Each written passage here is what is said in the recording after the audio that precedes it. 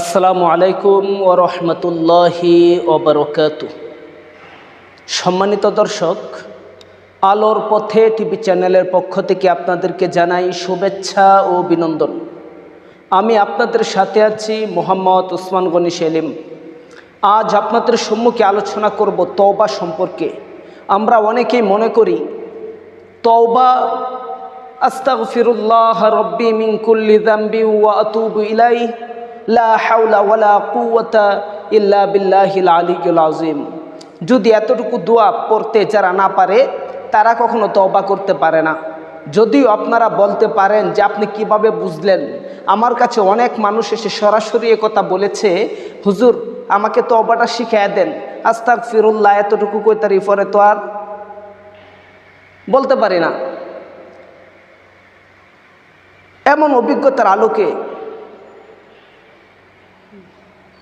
বাস্তব অভিজ্ঞতার আলোকে আমি জানতে পেরেছি। সুতরাং এমন কিছু মানুষ রয়েছে যারা এটাই ভাবে যে এই দোয়াটাই হলো তওবা। ওই সমস্ত ভাইদের জন্য আমি বলবো না, এই দোয়াটার নাম তওবা নয়। এই দোয়াটা না বললেও আপনার তওবা হয়ে যাবে। তবে কিভাবে সেই তওবাটা আল্লাহ তাআলার কাছে করবেন?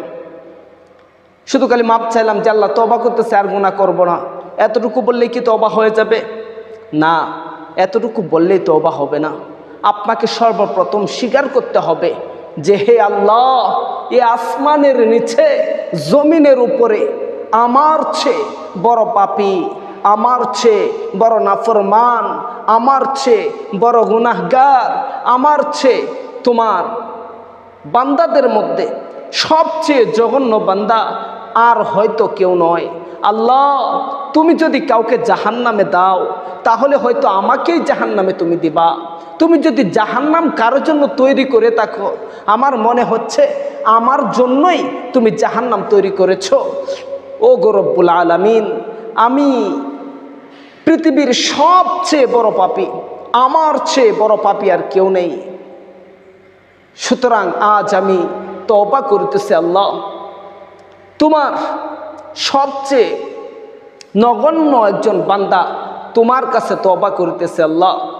আর জীবনে কখনো কোনো দিন কোনো সময় কোনো ভুল ত্রুটি গুনাহ করব না। সমস্ত গুনাহ থেকে তওবা করতেছি আল্লাহ, তুমি আমাকে মাফ করে দাও। রব্বানা লা তুজিগ কুলুবানা বা'দা ইদ হাদাইতানা ওয়া হাব লানা মিন লাদুনকা রাহমা ইন্নাকা আনতাল ওয়াহ্হাব।